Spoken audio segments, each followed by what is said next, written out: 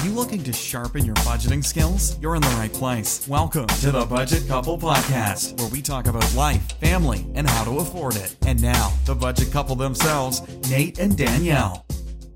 Welcome to the Budget Couple Podcast. I'm Nate. And I'm Danielle. And this week, we're going to talk about cutting the cord. But before we do that, we want to implore you, if you could, to please leave us a review on Apple Podcasts or your podcast listening player of choice. It really helps grow the show, and we've seen growth because of the increase of reviews. So we thank you immensely if you've left them. And if you haven't done so already, please leave a review or tell a friend. Both ways help grow the show greatly. Also, one more thing before we dive in here. If you have any questions, you want to know anything, please let us know. Go to budgetcouple.com and click on the contact page, and you can send us an email directly. It goes right to my personal email box, and we can go through and answer any questions you might have. We appreciate your questions, and it helps us continue the show. With that said, Danielle, floor is yours. Up till now, we have had pretty good luck, I would say, with cable and internet. I think we, at least hearing what other people are spending, I think we have a pretty good deal. I would agree. In our area, we have Comcast and Verizon as the two main choices. DirecTV is always a choice as well. So what we've been doing is we kind of been switching back and forth between Comcast and Verizon. But we've been on Verizon for the entire time we've lived in this house, so 4+ years. Yeah. Has it been? Okay, yeah, it's been 4+ years. So we've been with Verizon for a while now, and we've been able to maintain a pretty low bill. In fact, we were paying $87 a month, and that included cable and internet. So we were pretty happy with that. But recently our most recent 2-year contract just ended. And so looking around, calling them, no matter what we did, it was going to jump up to at least $110 a month, if not a little bit more. And I mean, we use our internet every day, all the time. And we use cable quite a bit. I think Nate's more of a TV person than me. I like shows, but I tend to just watch everything on Netflix or Amazon. Yeah, I definitely like cable TV stuff. We don't watch too much on network, but we watch a lot of trash TV on network, if that makes sense. I really hate to admit it, but I do love my Bachelor and Bachelorette. So ABC is kind of a must. And then you have your teenage girl CBS shows that you watch. CW. Sorry. CW shows. So we do want to hold on to some things, but we weren't really willing to be spending over $100 a month on cable and internet. We felt like we should at least explore some of our options, and that's where the whole cutting the cord comes in. So I'm sure you've heard this term, but cutting the cord tends to refer to getting rid of the traditional cable TV type package and going to something like streaming or over the air. So, or nothing at all, if you feel like you can do it. Good for you. You're a better person than I am. So we looked into a bunch of different options, basically, and I kind of let Nate take charge of this because I had no interest in it. And again, I kind of stick to my Netflix and Amazon. So this was all on him. Okay, so this is something that I've been looking at for a little while just because I'm a tech guy and that kind of intrigues me of the idea of streaming TV stuff. So I kind of dove into it.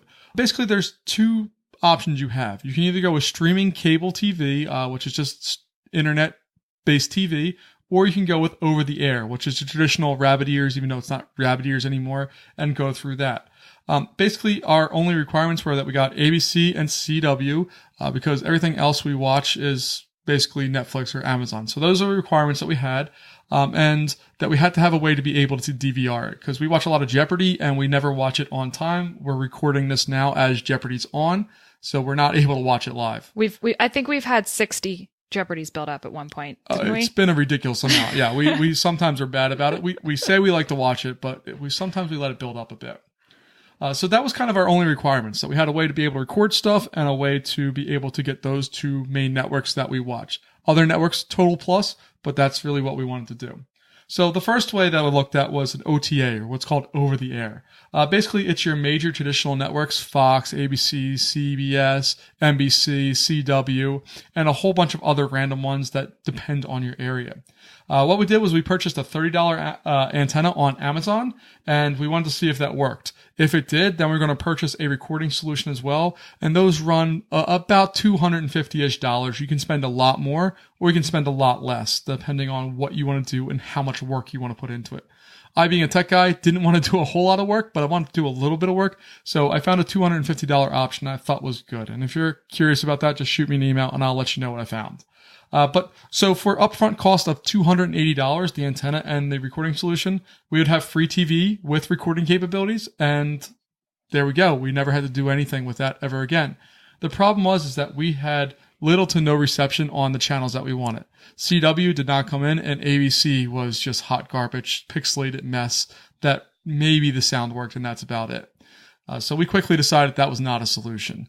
And I think Danielle can agree that what we were getting was not worth our time or money. Yeah, no, absolutely not. So then we looked at streaming TV packages. And basically, I'm going to not give out specific names or anything. I want to tell you what we did, but there's tons of them out there. And they basically break down to be about $40 a month. That's the rough cost of what all of them are. There is one cheaper option out there, which is Sling TV, which starts at $25 a month, but it doesn't include any local networks. So that wasn't an option for us because CW and ABC are local networks. So after that, we went through a couple options. There's options like DirecTV Now, which is not DirecTV. It's DirecTV Now, which is a streaming internet service, or streaming TV service that comes through the internet. Sling, PlayStation View, YouTube TV. There are a ton of them out there. Again, $40 a month is about the normal price for this stuff. After we went through all those, we found that DirecTV Now was the one that fit what we needed. It had all the stations, well, the two stations. Most of them do not include CW, but it did have ABC and CW. It also had a DVR feature, so we could record things on the cloud and then we could watch them anywhere on our devices. So we had our solution for TV. Then we had to go to internet. So we were really happy with our current internet package. Like, Danielle, do you remember a time that we were really super unhappy with anything? No, I mean, I was really happy. I know that we talked to, like, at least my parents were paying are paying like $200 some, and we get away with $87 a month, and it's actually pretty decent. Well, even without the price, like, we've never really had big internet outages. The speed was fine. We've never had buffering issues. Like, it's not always been a lot. No, it's always been a good service. And we're with Verizon Fios, in case you're wondering. Not an ad for them, just what it is. And then we went through. So we were going to go ahead and that we had TV set up. We wanted to go ahead and figure out what we're doing with our internet. Our internet was at 50/50, which is 50 megabytes or megabits, up, 50 megabits down. And they actually don't offer that anymore. That's not a service that they offer anymore. They want everybody to start pushing towards higher speed internet because everything's on the internet. So what we went and for $40 a month, we were able to double our internet speeds to 100/100. So we doubled our internet speed, got all of the streaming TV stuff that we wanted, and all in, we were at $80 a month, and we doubled our internet speed, got 65 streaming TV stations with DVR support. So we had everything we were looking for $7 less a month than what we were currently paying, and roughly $27, $30 less than what we would be paying in the future. Yeah, I mean, and this was a big thing. Like, usually we were able to call after our year or 2-year contracts and kind of renegotiate or find a new deal and get it back to right around where it was going to be. But this was going to be a big jump up. And it just didn't make sense to us that we would literally continue to have the same package, the same 50/50 internet speed, but be paying well over $20 some more a month when we could just drop the cable and get more of everything for less money. So, I think this was an obvious choice for us. And, it's kind of part of it is that cable companies tend to not reward you for being a lasting customer. It's usually those deals that you get right out of the gate that are ones that really matter. So we were actually lucky that we got this $40 deal, which is only good for 2 years. So we'll have to do the whole renegotiating again. Which we will absolutely do because I'm very happy with the internet speeds we had, and I'm very happy with our solution for TV at this point. I don't really have any complaints. It's not as convenient as cable was. It takes a little longer to do some things, but these services are still relatively new, and I think they're going to get better as time goes on. Yeah, I mean, and in that regard, I'm pretty much happy, I suppose, with DirecTV Now. I'm not the one that really watches a whole lot of TV. There's some differences, and it is a bit slower here and there, but definitely worth the money that we're saving. Yeah, the quality that the TV comes in at is fine. The fact that I can watch stuff on my iPad when I'm laying in bed, I can watch it on my phone. Just having portable TV and being able to access our DVR wherever we are is really a nice feature. And again, all of these streaming services offer pretty much the same thing. So this isn't an ad for DirecTV Now. This just happened to be the one that met all of our channel requirements. That's the only reason we went with them. So just to end us out here, some of the things to look out for, some of the just kind of tips and tricks here as you're going through this, as you're considering this. Like I said earlier, make sure you check your bills at least once a year.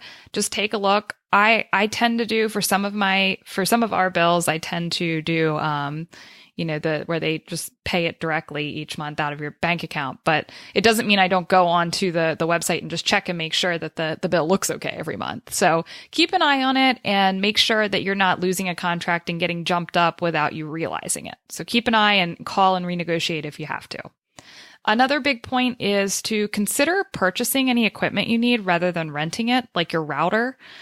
We did some horrifying math, or actually Nate did, and scared me with it. It made me sad. We had, like we said, we were with that same package, with Verizon for 4 years roughly. And our previous internet router was costing us $12 a month. In rental fees. In rental fees. Yeah. And so over 4 years, that's $576. We could have actually purchased that outright when we first started for $75. So yeah, even if it would have broken and we would have been responsible for it, we could have bought it 5-6 times over and still come out ahead on the money end of things. So pretty double brutal. Check that. Most of the time you cannot buy your set-top box, but the router you can almost always buy. So double check and make sure you can buy it from your provider. I would not recommend buying them online because a lot of them are stolen or they don't work with your account, but buy them through your provider, pay the fee, even though it's higher than what you would pay somewhere else. Pay the fee, and then you don't have to worry about it anymore. Yeah, and I mean, the cost is what it is. The only other thing you'll have to pay for is the shipping. And you actually, at least for us, we didn't have to pay the shipping. We could have picked it up somewhere, and there would have been no shipping cost. So we did this time end up purchasing our new router. A little more expensive because, again, this is getting us faster internet speed. It cost us $150 for this router. But the router fee would have been $15 a month. So we'll break even in 10 months and then just save money from there on out. So it's really something to look into. You're wasting more money than you think you are, most likely. Yeah, really dive into your bill and see where those monthly rental fees go because they can add up very quickly and they can get very, very expensive. Yep. The final thing, just look around at the extra services you're getting. Maybe this is like movie packages or sports packages or whatever, and think about whether you need them the entire year. What we tend to do is buy things that we need just for the time we need them. So like we'll subscribe for HBO just when Game of Thrones is on because that is important. It's Game of Thrones is life, and that's pretty much all we watch on HBO. Yeah, it is. And then Stars when Outlander is on. Again, very important. Not as important. If you've ever seen Jamie Fraser, it's important. Or the terrible green screen they introduced this season. So we just buy these for like the 3 months that the shows are on, and we just stop them after that. So you're only paying that like $8, $9, $10, whatever a month for that little limited amount of time. And by not having them 24/7, 365, you're actually saving yourself quite a bit. Like we're saving $120 roughly a year by doing this. Yeah. If we were to pay them every month, it comes out to be about $13 a month. By only paying that 9 months a year, because we keep it for 3, we save that $120 a month. And I mean, if you think about it in this phrase, that goes and pays for the new router that we bought essentially. So we came out ahead on that just by picking up services when we need them, not keeping them all the time. Yeah, so I mean, that's really it. We just wanted to give you guys a quick episode to talk to you about some of the thought processes that we've been going through over something fairly simple like cable and internet, but doing a little bit of work for this is really, it could save you a lot of money, and it's worth it. I mean, it didn't take that much time, and we feel like we're have better service for a lower cost now. So. Yeah, and even if it's not better service, we have essentially the same service for a better cost. So better internet. Yeah, we have better internet, and we have relatively comparable internet service, or TV service, excuse me, for the same cost. So I think we're happy with that, and I think that's where we're going to leave it for today.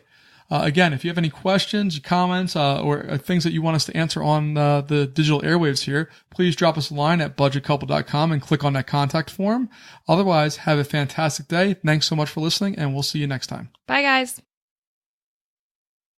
Thank you so much for listening to this episode of the Budget Couple Podcast with your hosts, Nate and Danielle. For more great content and to stay up to date, visit budgetcouple.com. Make sure to check out the next episode of the Budget Couple Podcast, where we'll talk more about life, family, and how to afford it. We'll catch you next time.